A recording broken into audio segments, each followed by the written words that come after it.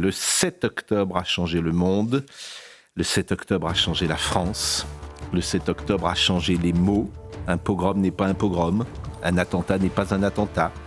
Un terroriste n'est pas un terroriste. Un islamiste n'est pas un islamiste. Les Français de confession juive sont dévastés. La tête à Paris, le cœur brisé à Tel Aviv. Ils s'interrogent, partir, rester. Le 7 octobre a ravivé l'antisémitisme en France et partout dans le monde.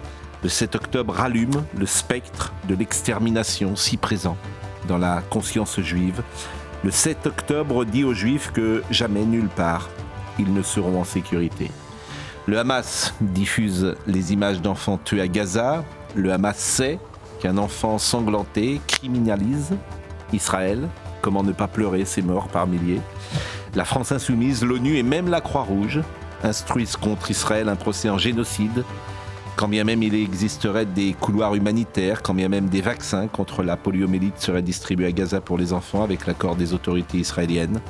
Le Hamas sait que l'émotion détruit la raison.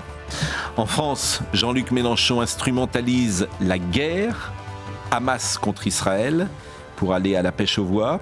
Il y a bien longtemps qu'il a dépassé les bornes sans que la sphère médiatique lui en tienne rigueur. Emmanuel Macron a déclaré samedi que la France ne livrerait plus d'armes à Israël. Invraisemblable timing.